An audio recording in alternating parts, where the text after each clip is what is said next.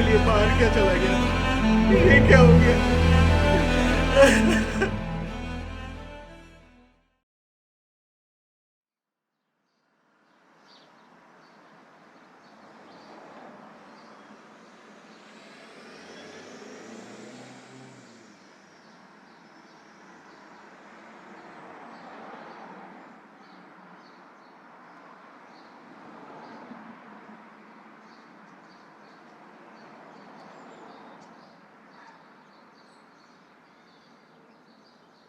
नमस्ते आंटी। नमस्ते बेटा। ये मैंने खीर बनाई है। तुमने बनाई है? हाँ आंटी। ग्रेसी कहाँ है? वैसे भी रूम में ही होगी। ठीक है आंटी।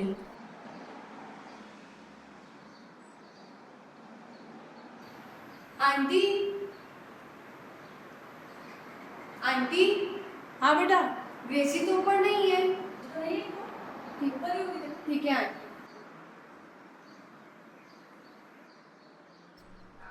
ग्रेसी, ग्रेसी, ग्रेसी, ग्रेसी,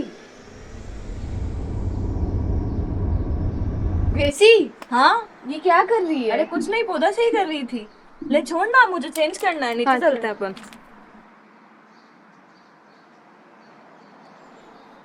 चले? हाँ चल चलते।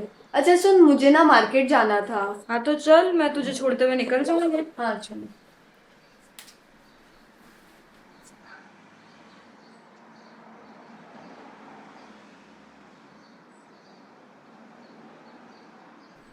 मम्मा मैं ऑफिस जा रही हूँ। ठीक है बेटा। ग्रेसी सुन। हाँ। ये आयशा अपने लिए खीर बना के लेकर आई है। तुझे आती है खीर बनाने? कोई बात, चाय बनाने हर बार आती का है? है आपका। हर बार का क्या, कब सुनेगी? चाय बनाना का सीखेगी? मुझे ऑफिस के लिए लेट हो रहा है, अपन बाद में बात करते हैं। बाय। अरे मेरी बात तो सुन एक बार। Bye. Bye aunty. Bye.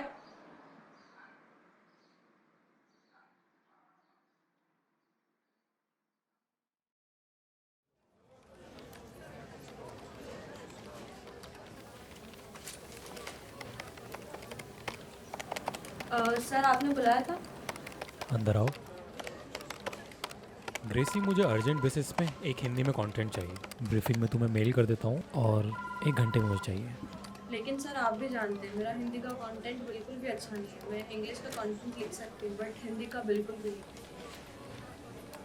Client भी नाराज हो जाएगा। देखो, मुझे नहीं पता तुम कैसे करोगी, किससे करवाओगी, लेकिन मुझे 1 घंटे में कंटेंट चाहिए।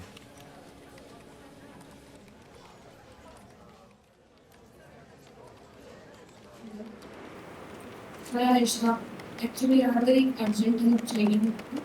मैंने तुझे मेल भेजा है, उसको तू प्लीज़ चेक कर और मुझे एक हिंदी कंटेंट लिख के दे।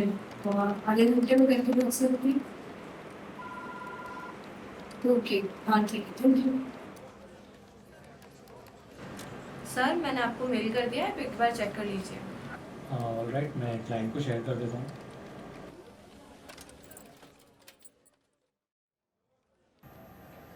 Hello sir. हाँ sir. Thank you so much sir. I hope हमारे रिलेशन ऐसे मेंटेन रहेंगे। Okay sir, bye. Yes sir. Well and Gracie, तुम्हें पता है क्लाइंट्स को हमारा हिंदी कंटेंट कितना पसंद आया? उसने अभी के साथ साथ आगे की 2 डील फाइनल कर दी। वैसे कंटेंट किसने लिखा था? सर मेरी एक फ्रेंड है आयशा, उसकी हिंदी बहुत अच्छी है तो मैंने उससे लिखवाया था। ओके, वाह, काफ़ी अच्छा लिखा उसने। कभी लेकर आओ उसे ऑफिस, मिलवाओ सबसे।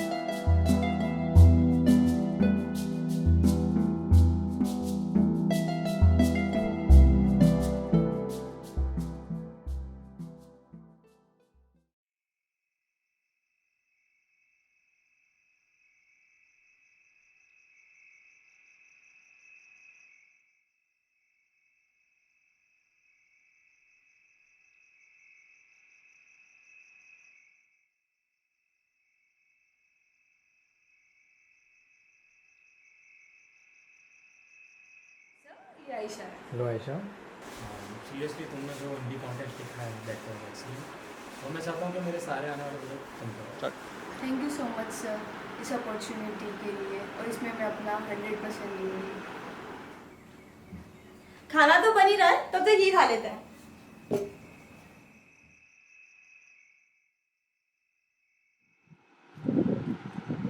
गाइस, ये मेरी बहन है ना, हमारा खून का रिश्ता तो नहीं है, और शायद उससे भी बड़ा। बात कुछ 2 हफ्ते पहले की थी। मैं शास्त्री सर्कल से जा रहा था, तो मैंने देखा कि एक लड़की वहाँ खून चला रही थी, और लोगों की बहुत भीड़ थी, लेकिन कोई एम्बुलेंस वगैरह को फ़ोन करने के लिए वीडियो बना रहा था।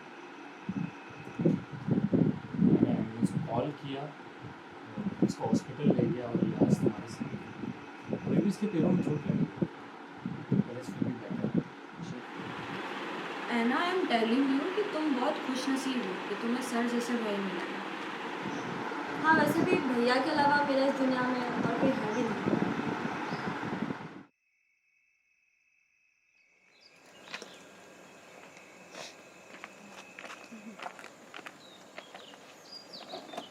और सुन, तेरा चश्मा कहाँ है?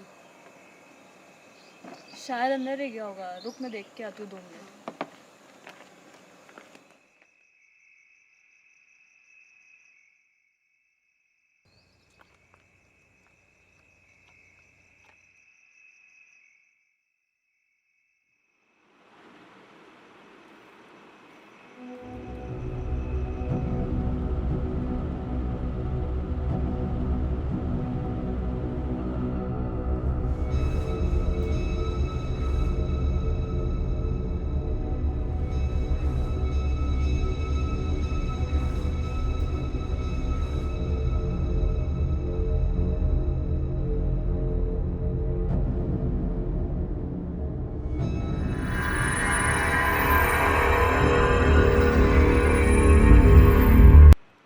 क्या हुआ अभी यहाँ पर?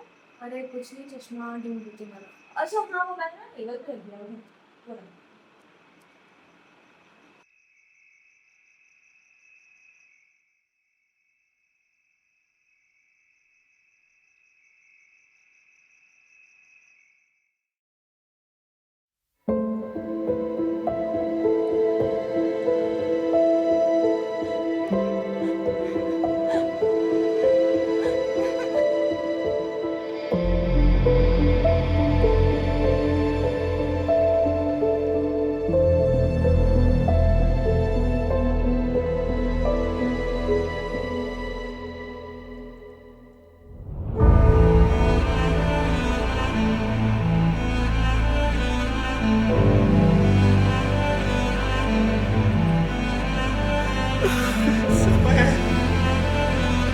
मैं 2 दिन के लिए बाहर क्या चला गया, ये क्या हो गया?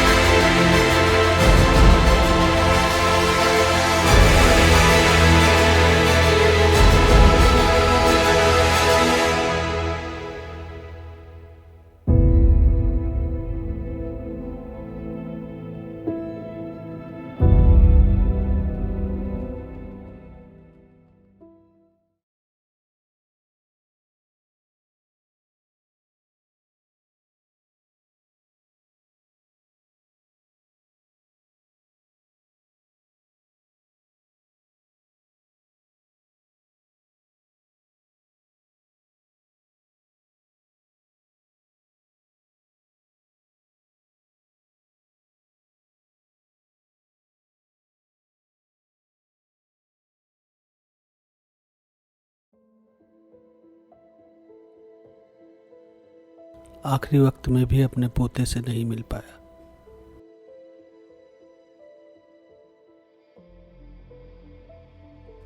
अब क्या कर सकते हैं दादाजी, जो किस्मत में लिखा है वो तो होना ही है। वैसे दादाजी, आज मैंने सर की ड्रॉर में एक लड़की का फोटो देखा, तो क्या वो उनकी? हाँ, हिया की तस्वीर होगी वो। समय हिया की तस्वीर हमेशा अपने साथ रखता था। हिया वो समय की होने वाली पत्नी थी। दोनों में बहुत प्यार था। थोड़ी सी अलग सी थी वो। सबके पैरों में 5 उंगलियां होती हैं, उसके 6 थी। दोनों एक दूसरे के लिए बने थे। समय कभी हिया से बिना पूछे कोई काम नहीं करता, और ना ही हिया। कुछ साल पहले ही दोनों की सगाई हुई थी। सारे घर के लोग इतने खुश थे कि पूछो मत।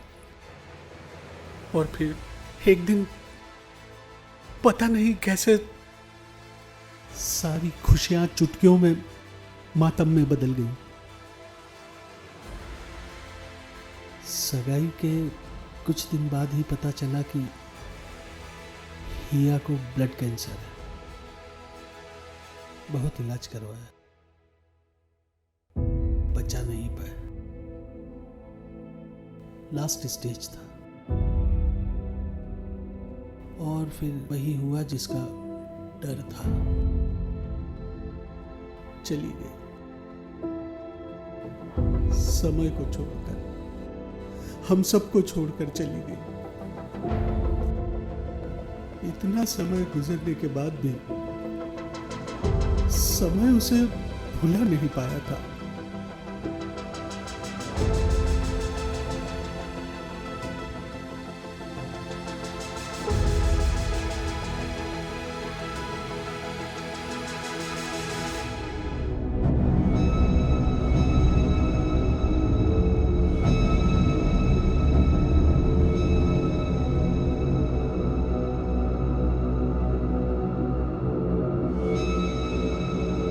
क्या हुआ? कुछ नहीं, बस यूँ देख रही थी। अच्छा, शायद तू भी नींद में है। हमें भी चलना चाहिए, दादाजी को भी सोना हो। हाँ, मैं भी अब सोऊंगा। तुम लोग जरा ध्यान से जाना।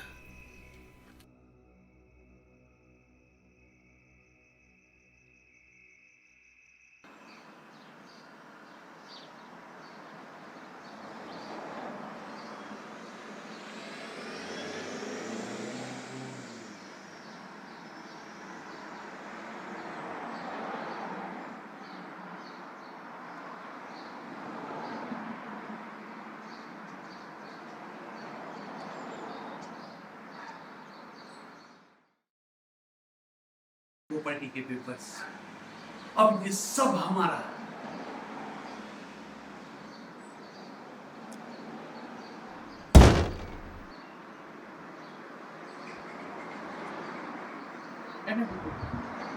ऐना, ऐना,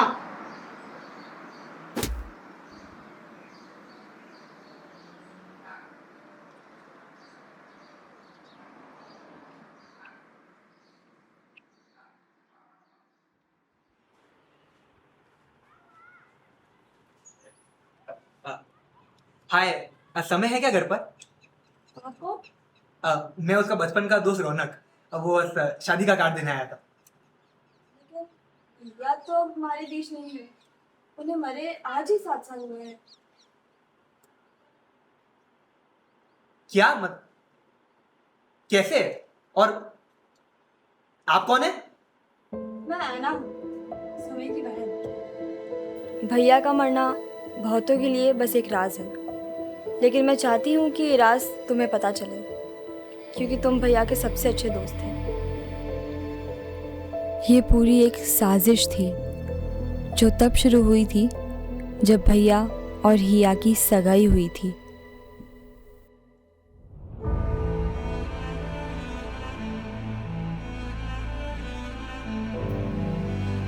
ओ हाँ, मैं मिला था उससे एक बार यूएस जाने से पहले। तो वो कहाँ है अब?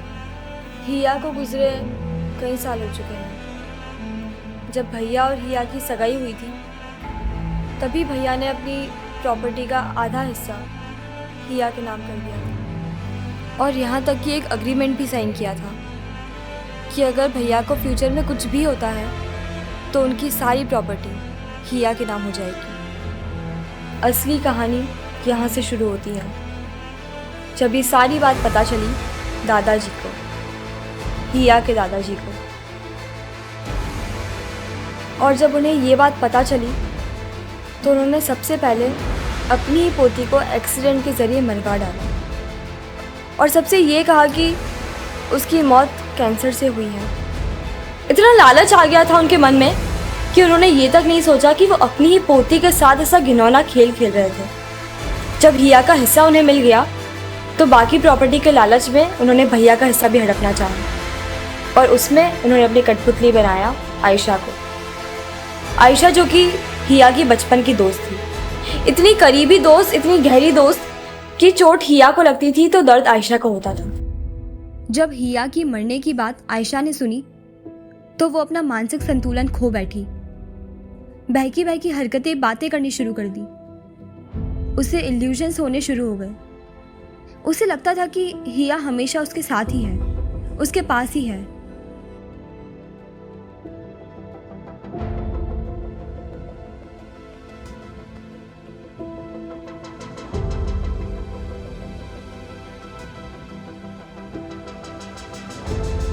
और दादाजी ने इसी चीज़ का फ़ायदा उठाया। उन्हें पता था कि अगर आयशा को पता चल जाए कि हिया को किसने मारा है और वो कैसे मरी है तो वो उसे छोड़ेगी नहीं। और बस दादाजी को अपना मौका मिल गया था। दादाजी ने आयशा को ये बताया कि हिया को मारने वाला और कोई नहीं बल्कि समय ही था।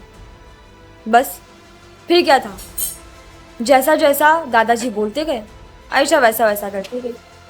दादाजी चाहते थे कि आयशा भैया को हर जगह दिखे और वही हुआ।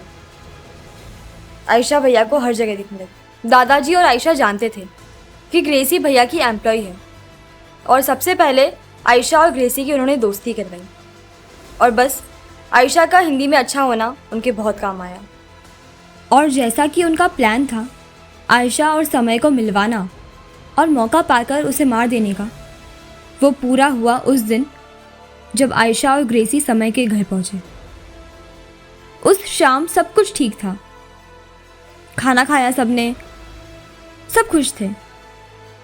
लेकिन आयशा और दादाजी को बस एक मौका चाहिए था जो कि उन्हें मिल नहीं रहा था क्योंकि सब साथ ही थे।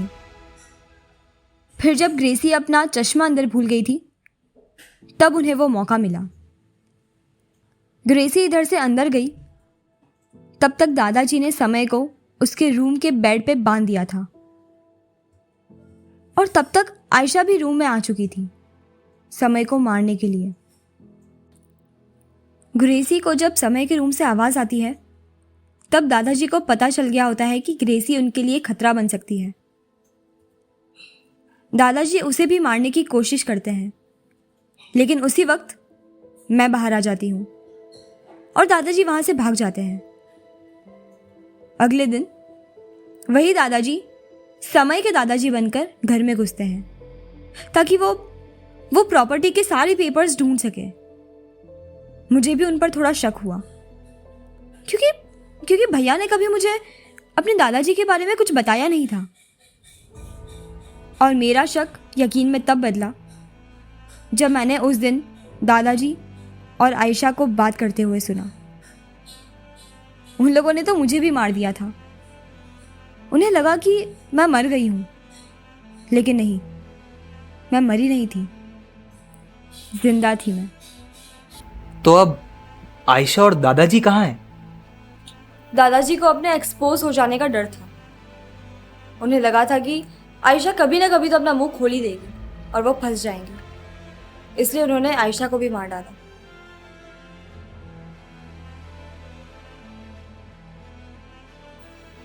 तो मैं भी चलता हूँ अभी।